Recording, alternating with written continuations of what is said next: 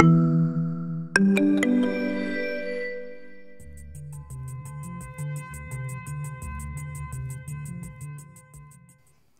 this is Jim Starkweather, the publisher of KitMaker Network and Armorama.com, and welcome to another episode of Cracking the Box. Today's box is the Trumpeter Soviet Object 704 SPH. This is a 1/35th scale kit.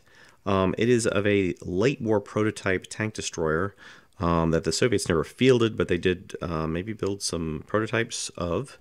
And this one is a very kind of space-agey design. As a matter of fact, I play the game World of Tanks, and this tank has been in that game for more than a year or two, I think. When I first saw this tank, I was kind of driving around in something probably like a Panther, German Panther or something, and I remember looking at this tank going, oh, nice, I'm fighting in a period World War II tank, and this guy gets to fight in something that looks like it's about ready to take off and fly to Mars. The pike designs you can see on the side here, obviously the obvious idea was to try to limit the amount of side penetration shots or increase the armor angling on potential side shots, as well as potential front deflection, although they could have gone straight down the side and nobody would have been able to hit it, period. It doesn't have the front pike nose like an IS-3, but that's obviously kind of akin to the design they were going with. Let's learn a little more about the tank from a historical standpoint, though, just because I'm actually curious to make one of the little historically video things.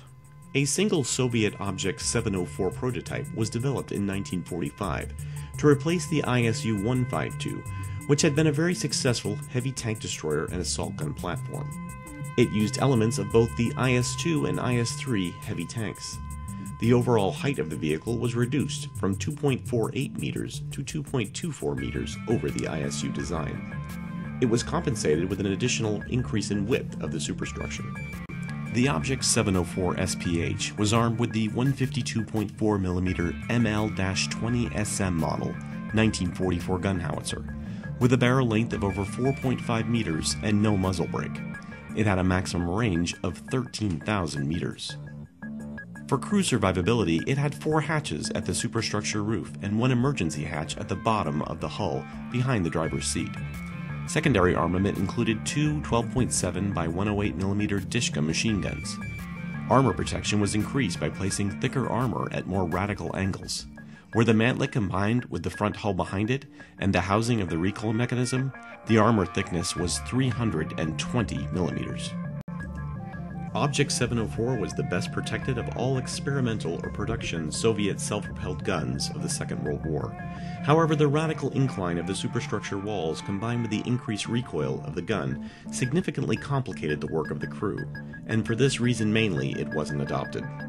If it had been produced, it most certainly would have been equipped with the BL-10 main gun if used as a heavy tank destroyer, something its frontal armor would have been very good at. All right, well, I hope you enjoyed that little bit of history on the Soviet Object 704.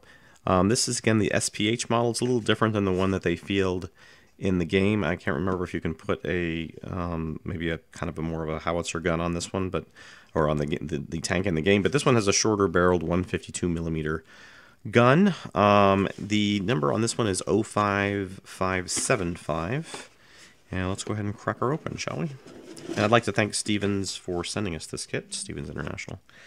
All right, so you can see right on the inside, we've got the segmented box area here with the top hull.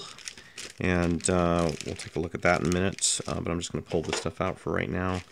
And then we've got the lower hull, and there is a metal barrel that's included, as you can see right here.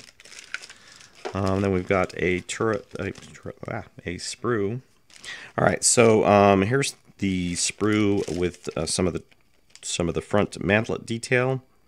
I almost said turret there earlier, didn't I? The plastic version of the gun. So obviously the metal gun was kind of an afterthought-y add-on. And then we have a smaller sprue here with some of the anti-aircraft gun included with this. I'm assuming some kind of Dushka gun or something. And then we have smaller sprues with either fuel tanks, external fuel tanks, I believe. Here's part of the side armor. Or is it the lower armor? I'm not sure. But, and then we have the some of the road wheels. And there's quite a few of those. They're just included here as multiple items. Some of the drive wheels and sprockets and things. Again, more of the road wheels and smaller road bits pieces. I believe this is, no, is that the same? Yes, that was the same. So 2 packets of those. And then individual track links. So this kit does come with individual track links in the brownish metal. Looks like they're potentially just snap-ins. I don't see any other component pieces here. So it's just one-to-one snap-in kind of track, which is very easy to do usually, just time-consuming. Some decals, or decals, as they say in the UK. Small fret of, or fret? No, small piece of photo etch. I don't really call that a fret, to be honest, but the instruction manual, which does have some color. Not, again, since it was a prototype, it was never actually fielded. There aren't any historical camouflage and things like that. We have the Soviet SPH advertisement, which comes in it, and as well as some new tanks that are coming out, the T-80 MVDBT, the Westland Whirlwind, which we just got, and the US Indianapolis, which we just got. Probably all these came out at the same time. Might have just not requested that one, but that's why we didn't get it. So then we have the instructions, which are pretty straightforward, obviously very Trumpeter-ish instructions.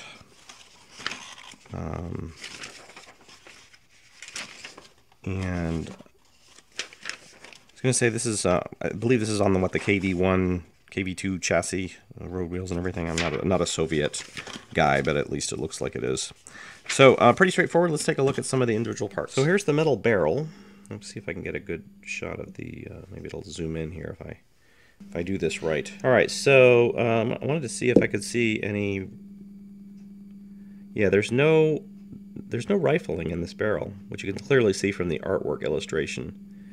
So I doubt there's going to be in the plastic barrel either, but that's, you know, a fairly decent omission by them to not rifle the inside of the barrel, being that it's a metal, a very nice, but very clean and nice detail or quality work on the barrel itself. I'm not sure if they did that themselves or they go to an outside. Looking at the lower chassis, it looks very clean, very nice.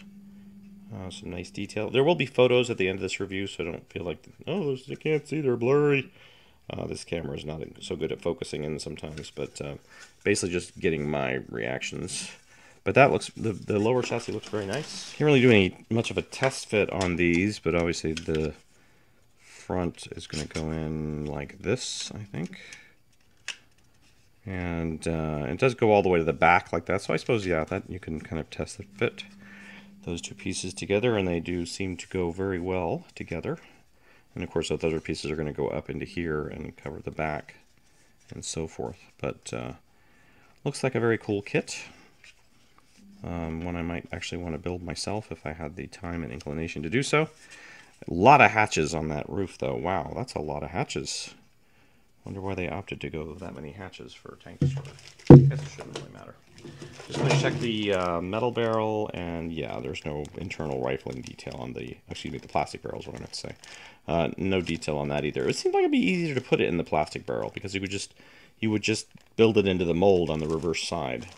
But I really think they ought to pay attention to, you know, when they do artwork, they had reference drawings on these, and they clearly show it in the illustration. So when you show something in the illustration on your box, make sure it's on your model. Just FYI to modeling companies out there. Trumpeter. Let's go ahead and take a look. Actually, you know, for the rest of these, I'm just going to resort to the photos because I think the photos will show these pieces in good enough detail. I didn't, you know, looking at these in the bags, I don't see anything that I immediately need to like kind of look at to call out. Again, not an expert on this tank, but most of this stuff looks pretty straightforward. Yeah, nothing that I'm really calling out. So let's take a look at the photos, and then we'll come back and conclude.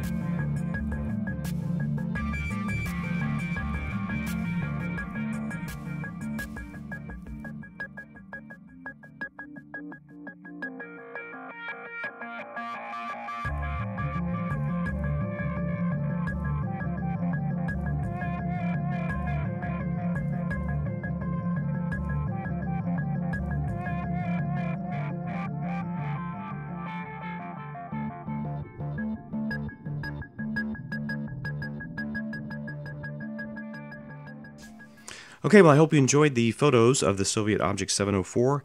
Looks like it is going to make a nice kit, and certainly a unique one. Obviously not a kit that you're going to get a lot of historical accuracy from in terms of being in battle during World War II, but it is a fun tank, and I'm sure maybe some World of Tanks players will be interested in doing a model of this one if they've been playing the tank in the game, and I would expect that maybe someone will put out a replacement gun and mantlet for the longer gun, the 152 millimeter long gun that's in the game.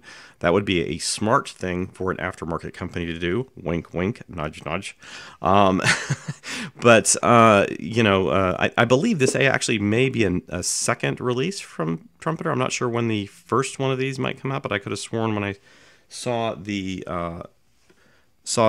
information on this, it didn't say new tooling, it said updated or something, so that means they probably did have a prior release for that. Somebody can point that out in the comments if they're aware of what the earlier release was like. So thanks for watching, and if you have any comments and suggestions, please leave them below, and remember you can rate or like the video on both obviously YouTube but also our website, and we appreciate that feedback as well. So we'll see you next time on Cracking the Box.